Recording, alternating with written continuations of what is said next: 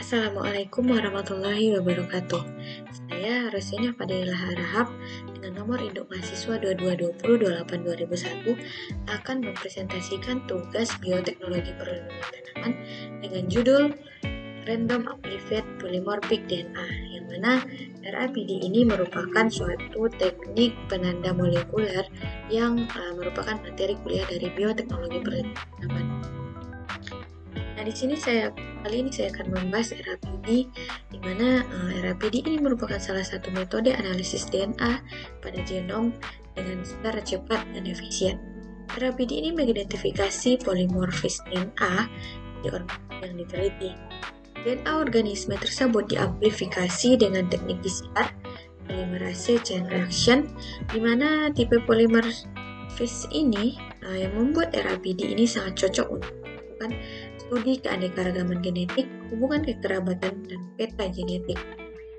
Nah, untuk itu saya mengambil satu studi kasus. Ada satu jurnal yang membahas tentang RAPD untuk penelitiannya, di mana dapat dilihat bahwa dalam jurnal ini dengan judul Genetic Diversity of Exobasidium vexans, Cause Agent of Blister Blight on Tree in Pagilaran, Central Java, Indonesia, using PCR RAPD. Ini merupakan suatu jurnal yang dilakukan oleh Putri et al. 2022, di mana dalam pendahuluannya dia membahas tentang Indonesia ini menjadi salah satu dari 10 negara penghasil teh terbesar di dunia, di mana luas area perkebunannya sekitar antara 104,420 hektar dan produksinya mencapai 139,285 ribu ton pada tahun 2018. Nah, dari perkebunan teh ini ditemukan adanya suatu problem di mana adanya terdapat penyakit blister blight atau cacar daun pada teh, di mana penyakit blister blight ini disebabkan oleh Exobasidium vexans yang menyebabkan kerugian panen yang besar di seluruh wilayah perkebunan teh Asia, khususnya di India, Sri Lanka, Indonesia, dan Jepang. Ini menyebabkan kehilangan hasil 40%. Dapat dilihat pada gambar bahwa dengan penyakit blister blight yang disebabkan oleh Exobasidium vexans dapat menurunkan produksi dari daun teh karena menyerang langsung pada daun yang akan memproduksi pucuk tersebut. Bagaimana cara untuk pengendalian dari penyakit ini? Yang sudah dilakukan, yang pertama yaitu sudah ada penggunaan aplikasi fungisida berbahan aktif tembaga yang langsung diaplikasikan pada daun sebelum terjadinya infeksi. Namun kita ketahui bahwa penggunaan bahan kimia atau fungisida sintetik ini akan menyebabkan tingkat residu pestisida yang tinggi, yang menyebabkan pengendalian ini lebih baik untuk tidak dilakukan. Nah, untuk itu ada pengendalian alternatif yang bisa dilakukan untuk mengendalikan penyakit ini. Yang pertama yaitu yang akan dilakukan yaitu melalui perbaikan genetik tanaman teh tersebut dengan melakukan beberapa teknik penanda molekuler. Di mana di sini teknik RAPD ini merupakan teknik yang mudah, sederhana, dan ekonomis untuk analisis keragaman genetik populasi dan tidak memerlukan informasi sekuen apapun.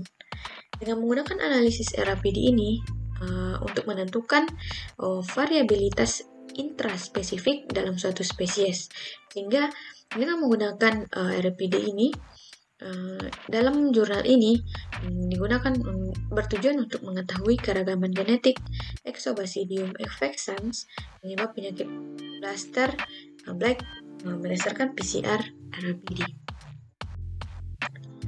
Untuk metode atau langkah-langkah yang bisa dilakukan, yang pertama yaitu kita melakukan pengambilan sampel dan pengumpulan spesimen, di mana langkah pertama yang kita ambil yaitu sampel dari tanaman teh yang bergejala secara khusus itu daunnya dengan kriteria gejalanya pada tahap 2, tahap pembentukan cacarnya, kemudian tahap 3, tahap pembentukan sporulasinya.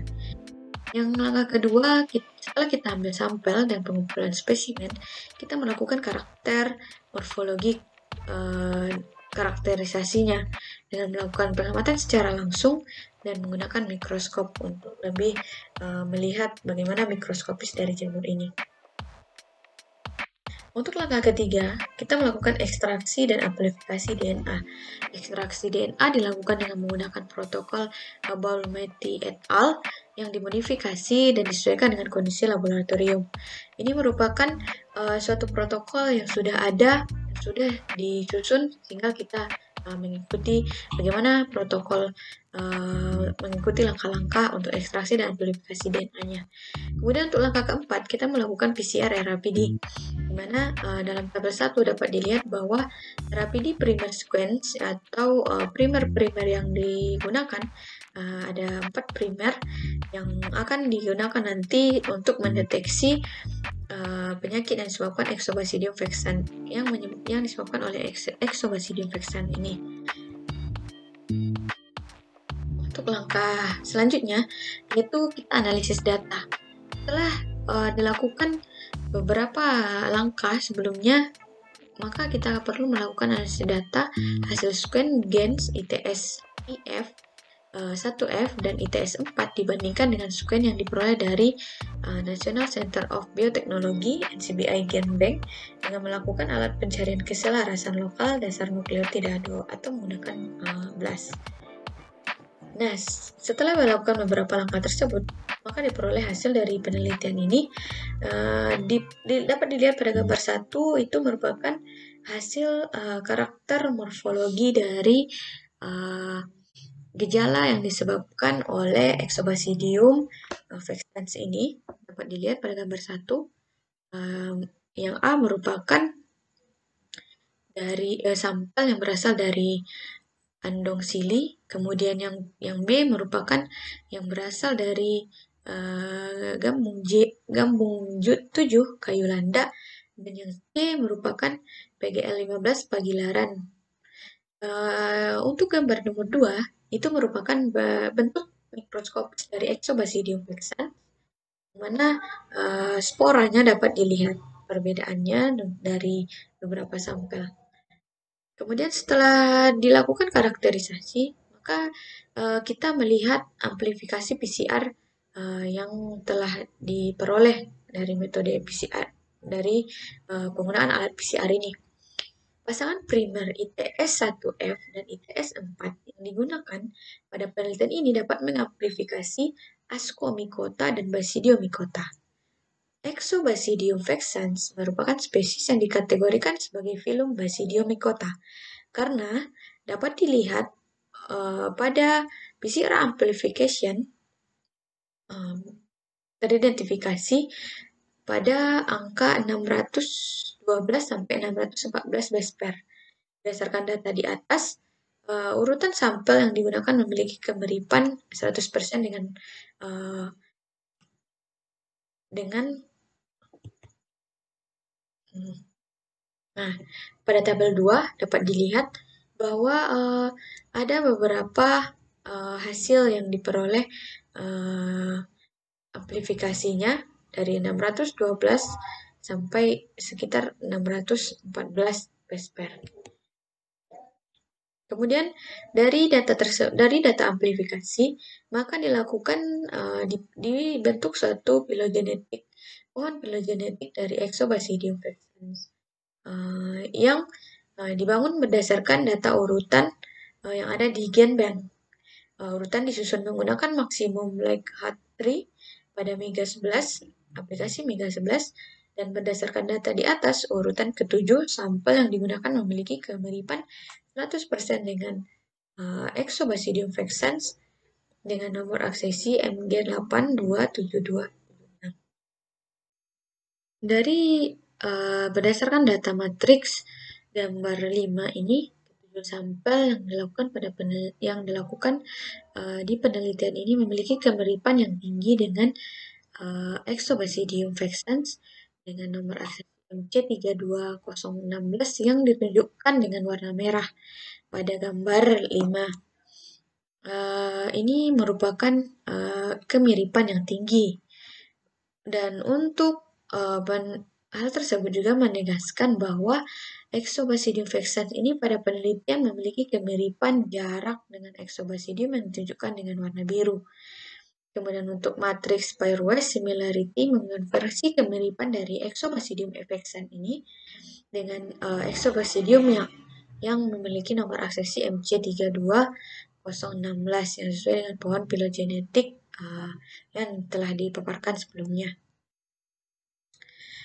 Setelah itu, maka dapat dilihat bahwa hasil dari RAPD, di mana pemilihan 4 primer yang sudah digunakan menunjukkan bahwa semuanya menghasilkan pita polimorfik. Dari primer ini menghasilkan pita polimorfik yang jelas, relatif stabil, dan mudah untuk dibaca. Dilihat bahwa untuk primer 1 dan primer A, B, dan sampai D dapat terlihat jelas, stabil, dan mudah dibaca.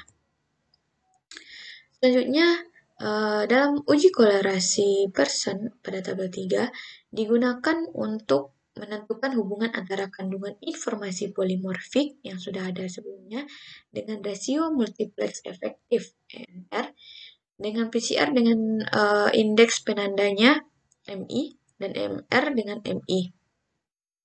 Ada korelasi positif antara PIC dan EMR, di mana korelasi positif juga ditunjukkan antara PIC dan MI. Korelasi positif signifikankan juga ditunjukkan dalam hubungan antara EMR dan MI. PIC, EMR, dan MI relevan untuk digunakan sebagai penanda dalam pemetaan genetik dan studi filogenetik. Dari gambar 6 dapat dilihat bahwa hasil amplifikasi PCR dan RAPD ini menunjukkan tingkat ketebalan jumlah pita yang bervariasi pada setiap primernya. Ada beberapa memiliki jumlah pita paling banyak dibandingkan dengan kedua primer lainnya dan memiliki ketebalan yang bervariasi. Kemudian setiap klon menyebar menjadi beberapa klaster berdasarkan data dendrogram pada gambar 7. Misalnya sampel asal andoksili tersebar di beberapa klaster. Ini mungkin karena tingginya variasi ini memungkinkan rekombinasinya.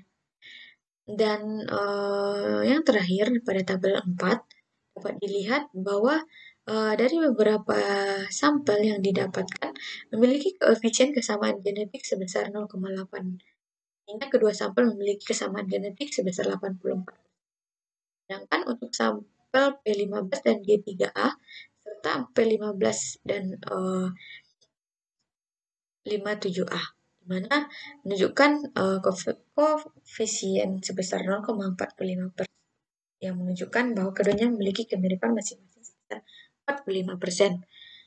Kemudian setelah dilakukan analisis koordinat utama pada gambar 8 dapat menunjukkan kode sampel P15 dan 24A berada pada satu OPB dapat menunjukkan keragaman Exobasidium vexans antar klon, dan pada koefisien 0,63 terbentuk 3 klaster, dan klaster 1 terdiri dari klon TRI 2024 andoksili PGL 15 Pagilaran, klaster 2 klon TRI 2025 andoksili dan gambung 3 andoksili, dan klon klaster 3 gambung 7 andoksili gambung 7 kaya lundak dan gambung 9 andoksili.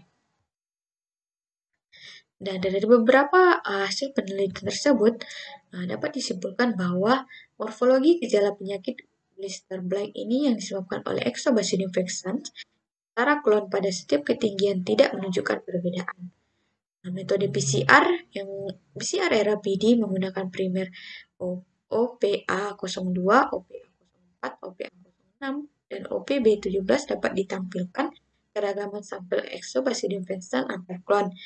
Pada koefisien 0,63 terbentuk 3 klaster. Klaster 1 terdiri dari TRI 2024 klon Andong Sili dan PGR 15 Pagilaran. Klaster 2 klon TRI TRI 2025 Andong Sili dan Gambung 3 Andong Sili. Dan untuk klaster 3 klon Gambung 7 Andong Sili, Gambung 7 Kayu Landa, dan Gambung 9 Andong Sili. Sekian yang dapat saya sampaikan, saya kembalikan. Saya mohon maaf apabila ada salah dan janggal. Assalamualaikum warahmatullahi wabarakatuh.